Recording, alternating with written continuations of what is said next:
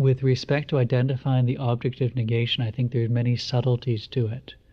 And sometimes it seems that when we have an experience of the solution, i.e. the emptiness of inherent existence of the body, in some ways it starts to become a little bit more difficult to pause at the first point, because we already have some wisdom, understanding, having gone through all the stages of experiencing the body lacking inherent existence. So it's easier for that wisdom to sort of like come back, and it makes it almost a little bit more difficult to sort of really pause and experience that inherent existent body.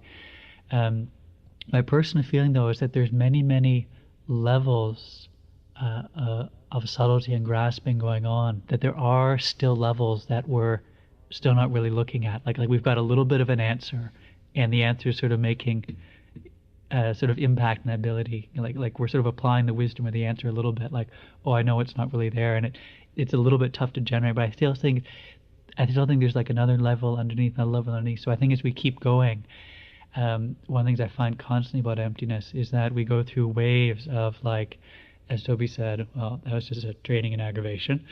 We go through waves of, like, well, that was a training in aggravation, of I'm getting a little bit, to like I'm getting a little bit of a feeling, to I think I've got it, maybe like sliding into like a little bit of pride, then back into like a little bit of aggravation. It seems to sort of go in a little bit of waves as we keep challenging ourselves to like take it to like next level of understanding or experience. So I can appreciate a little bit sort of what you're saying of having some taste for the emptiness of the body, identifying the object of negation feels a little bit more illusory to start with, not quite as gripping. But at the same time, I think there is still something in there that we can still find, no matter how much sort of intermediate advance we're going. But I really encourage you to keep a really gentle mind in this topic. Talking about the other day, I think, if it takes 50 meditations on emptiness before we get some feeling, the first 49 are not wasted. They're part of that understanding, aren't they? So with meditating on emptiness, I try and encourage, like, just gently familiarize yourself. Just spend 15 or 20 minutes just thinking, my body's just like, we just got to like put in the time, get a little familiarity, then go through some of the reasons or analogies that we've looked at. So we'll do a little bit more in the text today, starting near top of page 53.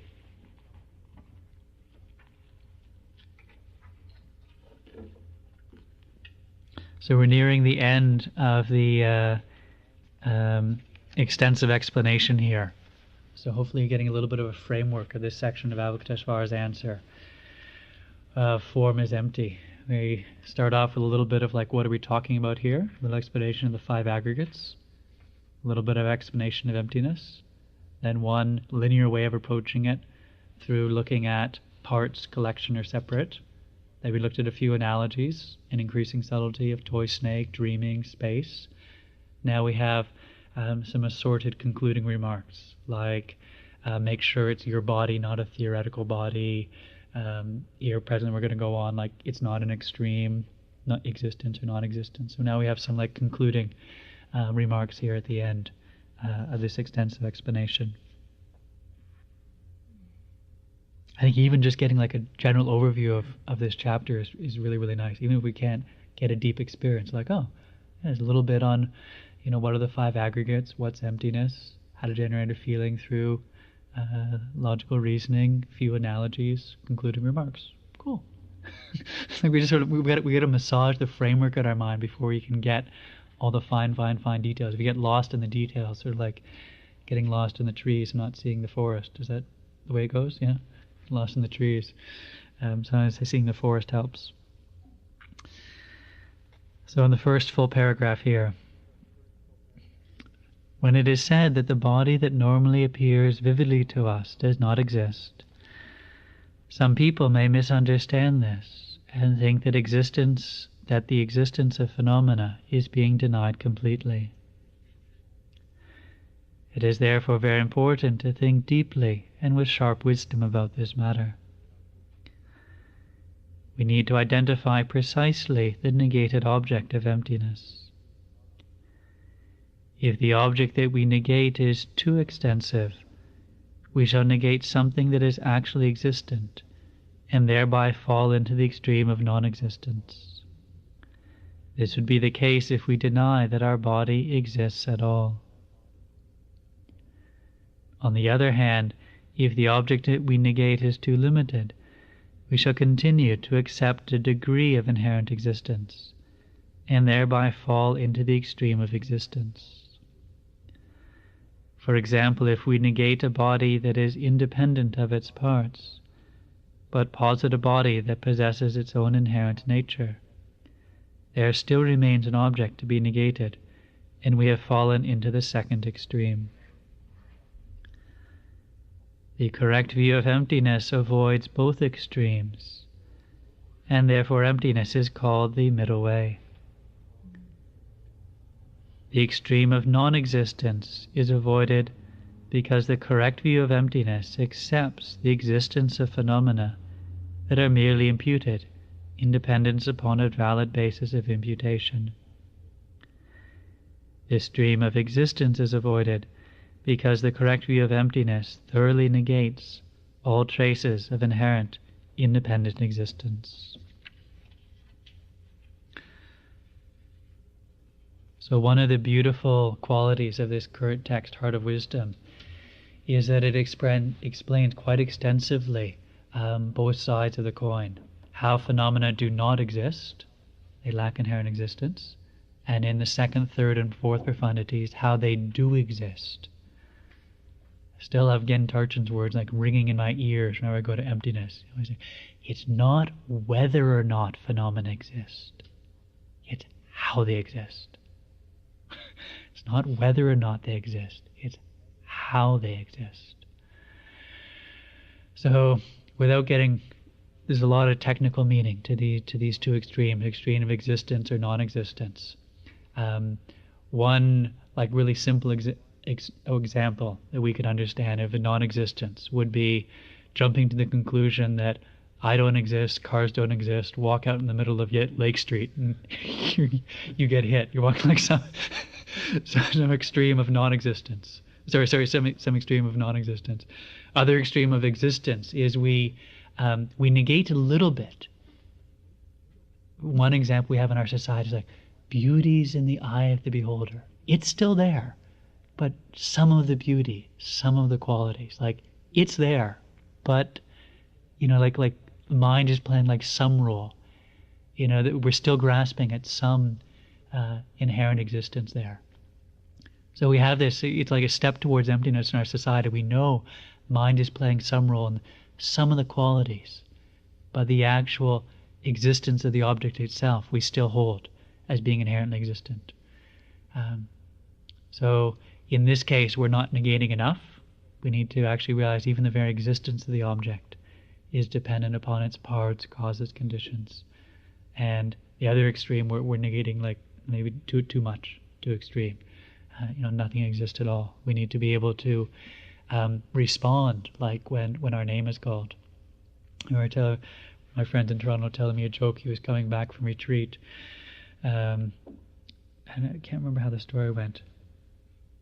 I think he was getting onto a bus where someone else had been on retreat, and someone asked him a question like, "Is there anybody in the seat beside you?" And this meditator just stared over. We need to have like functional relationships with. We need to have functional relationships with other people. Like if we're going to, we need to. If someone says, "Hey, Rosemary," you can't be running to extreme. There's no Rosemary here. It's like, not me. I'm not here. Just like denial. It's like nothing's here. Like we need to be able to say like, oh, this is, I've had this name. This is a mere name upon these collections. Conventional Rosemary. We respond. If someone says, "Hey, Rosemary," we're able to function. We fall to extreme of non-existence. You get like really like unusual behavior. It's almost like we use it as some type of escapism. There's no Rosemary here, or there's no, we sort of like run around in it. So we need to avoid both these extremes. So as we progress through the second, third, fourth profundity, this is what this beautiful text is going to flush out for us. We understand how phenomena do not exist, how they lack inherent existence. Second, third, fourth profundities, we'll be studying, meditating how they do exist. In this way, we can avoid both these two extremes. So a middle way is the term that comes up a lot in Buddhist teachings, doesn't it? One of the few things when people hear about Buddhism in university from others, there's a lot about the middle way, sort of middle way. So there's one aspect of understanding middle way of like balance, content, sort of general theme in Buddhism, but more profound meaning of middle way is this philosophical understanding of emptiness, avoiding the extreme of existence and extreme of non-existence. We need to be very, very functional yogis and yoginis. That's what we need.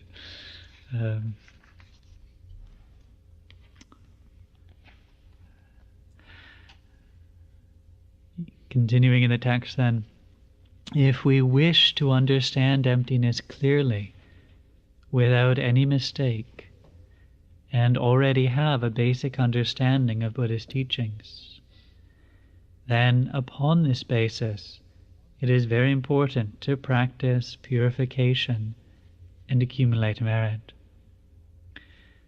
Having prepared our mind in this way, if we then study and meditate on emptiness continually, there is great hope that we shall attain a correct realization of emptiness. So it's a quite beautiful paragraph, isn't it? If we wish to have an understanding of emptiness, but we're meditating on aggravation, then we can encourage ourselves, practice some of preliminary trainings. It says if we have basic understanding of Buddhist teachings, if we meditate on the Lam Rim trainings other than emptiness, these are a profound method for preparing our mind for understanding emptiness. I think we've talked about this a little before. If you gain deep understanding of impermanence or death awareness, this will loosen things up a little bit. It's not so much permanent grasping. If you start viewing all living beings as your mother, you can start loosening up this sort of like inherent enemy, inherent friend. It's like making some space.